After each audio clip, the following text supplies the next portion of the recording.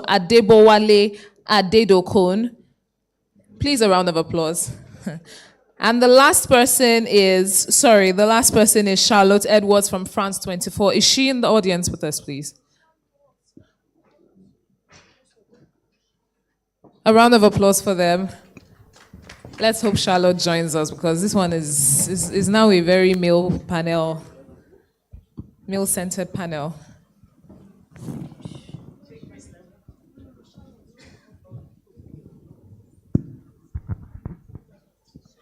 Okay, Dr. Adedokun is a Director General, Bureau of Public Procurement. Please, a round of applause for Chris Hidero as he makes his way to the stage. All right, thank you very much.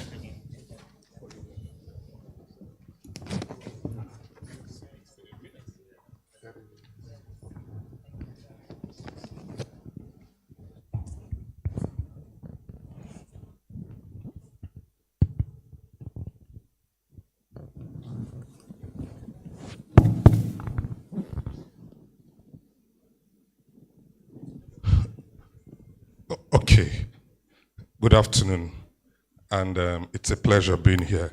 I've been given 30 minutes, so we'll try and go straight to the point. And we're looking at beyond subscriptions, alternative revenue models. And Chris, thanks once again. You shake that table well. You shake that table well.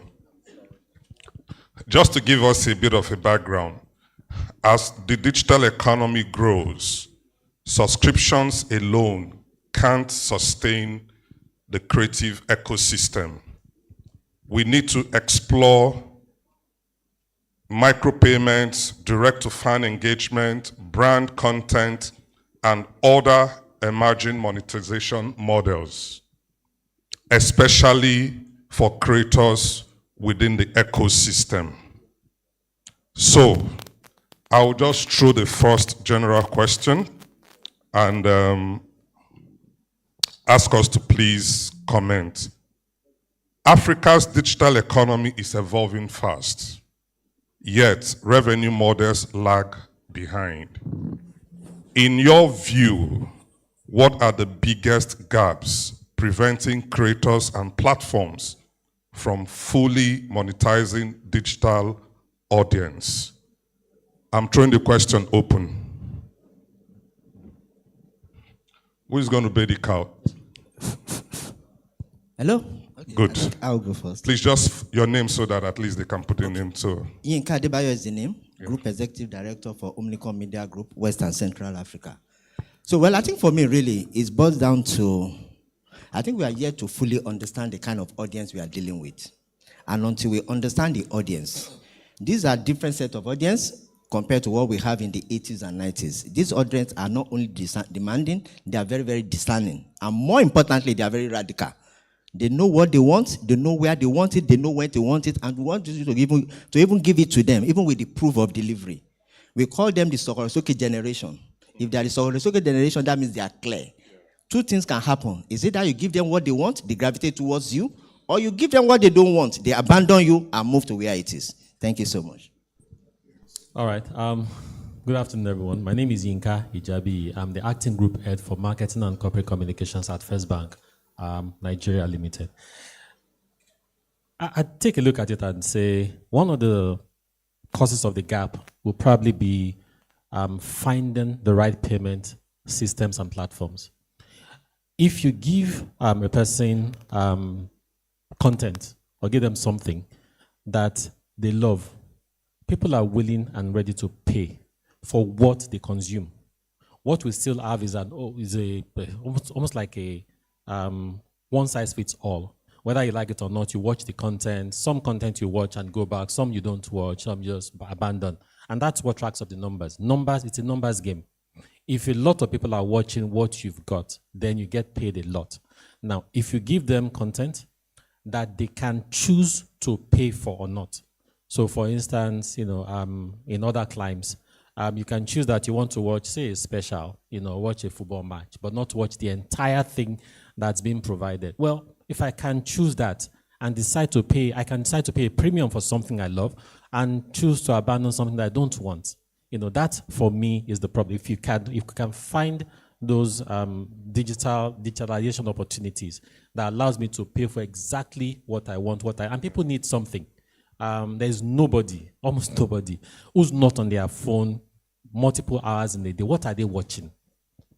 If I can choose what I want, watch it, and know that I'm paying only for that, then you'd have closed a significant gap. You'd be able to harvest me and get me to pay for what I enjoy. Thank you. Please, yes. Thank you very much. I'll speak from the public sector perspective and also as a procurement expert. Yeah. The first thing we need to do is really to ask, what do we really need? The need of the end user. That end user, you need to first of all determine his or her needs. Because the need in Europe is not the same as the need in Africa. So we must first be able to ask ourselves through R&D, what exactly are the needs? Secondly, then we think we're also coming from the perspective of make the profit all. You want to make all the profits because you feel you are dishing out content. The game has changed. It's the end user that determines your level of profits. It's not what you bring. Is that so it's a combination of, in fact, it's your customer that is the determinant factor here. So I would say first, let's determine the needs and then ask them how do they want it to be met. If I'm going to build a road, I just don't build a road. I must ask, do they need that road? So from the public sector, the thinking is also changing. Before, we just dish it out. Now, as a regulatory body, we're asking, first, let's have a conversation about the need of the people before we churn out what they want. And then also now bring in the compliance issue. So I'm also going to throw the question out that, have we determined what level of compliance will take us to the destination? In 5 years from now, what level of equipment? And we're still driving this sector using the traditional buying and selling. So we're spending huge resources in trying to get all the equipment in. And we don't have enough resources to do R&D. Whereas the world has changed. Now you can lease. If an equipment changes tomorrow, you dump that one of today and pick a new one through equipment leasing strategy. So let me pause here. Yes, Chris, to you, please. Thank you. My name is Chris Hideru. I'm a filmmaker. How many times have I mentioned Amaka Igwe today? So I'm about to mention her again, just to forewarn you. Two things very quickly. One of the things she repeatedly taught me is that we are in the business of emotions, right? And therefore, if you are going to do that selling, you are not selling to our heads, you are selling to our hearts. Most times, the problem is that we want to sell to our heads. And one of the reasons we want to do that is because someone has told us that we are emotional people, and that is wrong. And therefore, we need to be reasonable people. And that reason transcends feeling. And we took that in. And the more we took that in, the less impact we made with our sellings. So go back to the 80s. Go back to the adverts you loved the most. They were emotional. Andrew, not check out. It was emotional. Yes. There was a time, whatever you feel about the Nigerian military today, you didn't feel when Nigeria was 25 and they released that song, Nigeria is 25, how shall we survive? Arise, salute the nation, and join the celebration. If you remember, we used to line on the streets when our military men marched past, hailing them Today, we throw things at them. What is the shift? The emotion of what we feel about them, right? So when we do this selling, when we engage consumers, we have turned to a people where someone told us, and that someone is always telling us how the global markets work. And to quote Professor Ayobanjo, who was in the Department of English at the University of Ibadan when I was doing my master's, and he always said that, don't rush to the global market. Don't rush to the global village because you can't be chief there. So the people who have told us, they say you have to attract the international market. And our interpretation of that is that, well, you people are too emotional. So when you are more intellectual, then the outsiders will like you. So that has affected impact.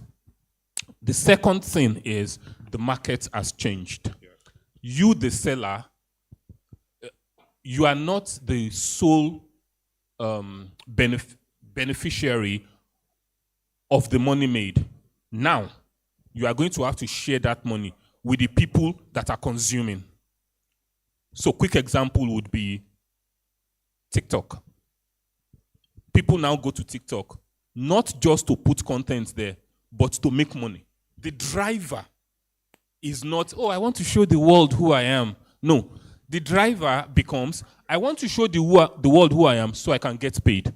So all of us that sell, whether as policymakers, whether as institutions, whether, I mean, Ebonyinka has funded everybody in this industry. He's the first person you go to when you want sponsorship for something. And I've known of his work he hasn't funded anything. So as you can tell already, this is an indirect way of me selling to him.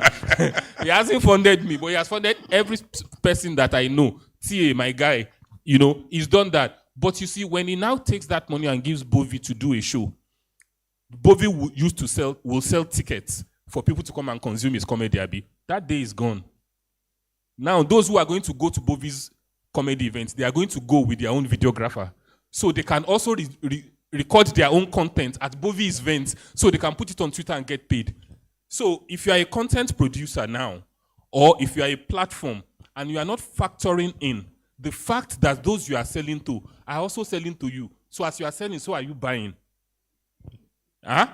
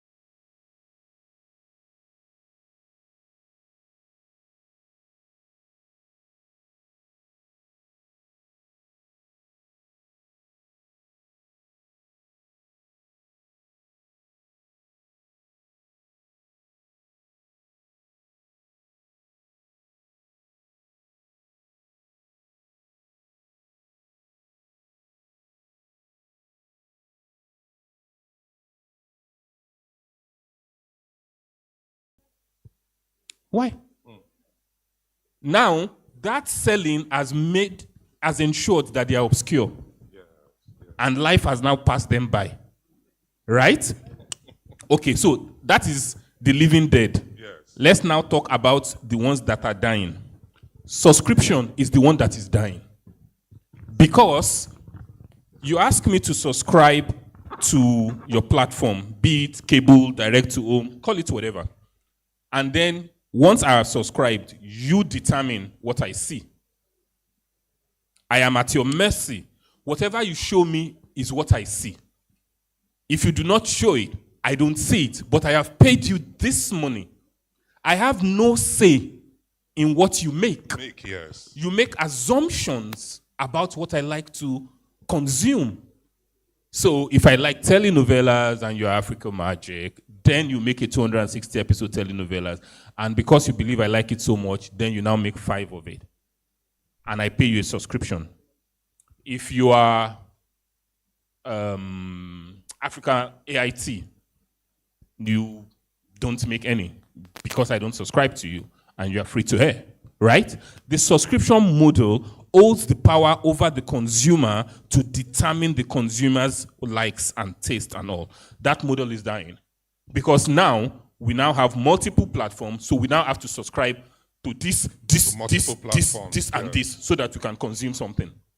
So what you don't have, hopefully I will find here. What you don't have, hopefully I will find there. So now you pay Netflix, you pay Amazon Prime, you pay HBO, you pay whatever it is you like. So you're paying 4-5 places. That model is the one that is dying. And in my estimation, it has 3 to 5 years, even if that long. What will take over? We already can see it. It would be the YouTubes, right? But like I said earlier today, even those are dying. What I see is that the super trend of content consumption says the producer and the consumer will stand face to face with no one in between them. So by the time we log heavily into Web 3.0 and we have cloud services that we all can subscribe to, and I don't know the technicals of how it's exactly going to happen. None of us could have said 5 years ago that we'll be where we are today, right? So in 5 years' time, I see where the producer and the consumer meet with nobody in between. Not even the non-subscription basis like YouTube. Not even they would survive. YouTube, TikTok, Instagram, whatever, they are all the first iteration of where we are going. And what would come is still not here. But when it gets here, the producer and the consumer will be face to face with no one in between. Thank you. Thank you very much. Now, as we round up in 30 minutes, I'm just abridging this. In 30 seconds, sorry. In 30 seconds, if we were to be given the opportunity to design a new revenue model, one thing that will be in that model, Oga Yinka. It'll be pay-per-view. Pay-per-view? Pay for what I watch. Yeah. Whatever it is I consume, I'll pay for. Otherwise, I don't want to pay for. Okay, great.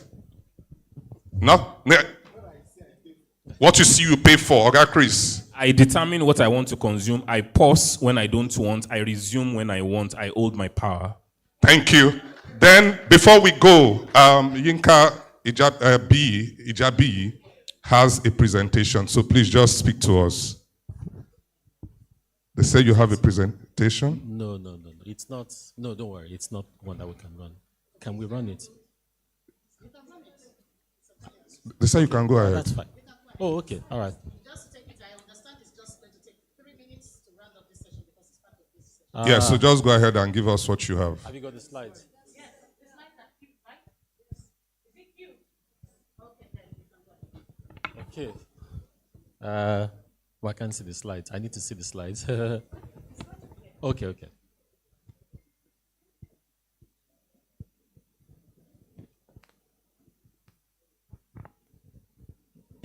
Is the slide coming up?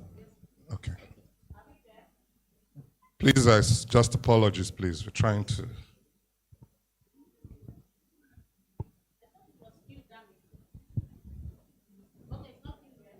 It's okay. It's fine. Don't worry. Okay, is it okay? All right. Thank you very much, panelists. And I think this is discussion that will keep going on and keep having them. But meanwhile, thank you very much for your contributions. And please, can we put our hands together for the panelists, please? Thank you.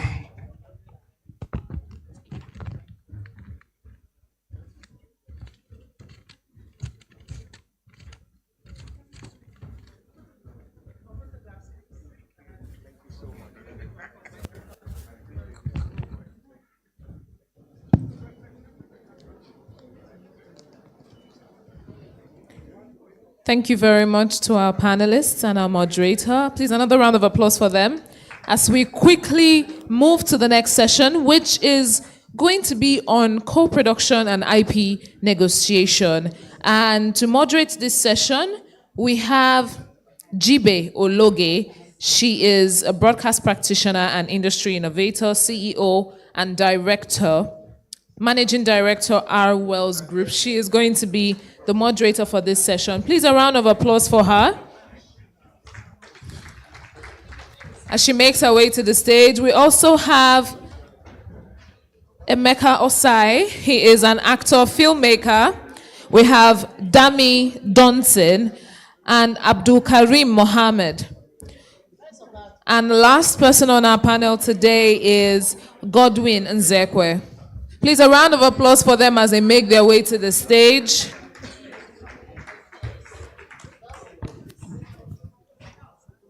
Yes, of course.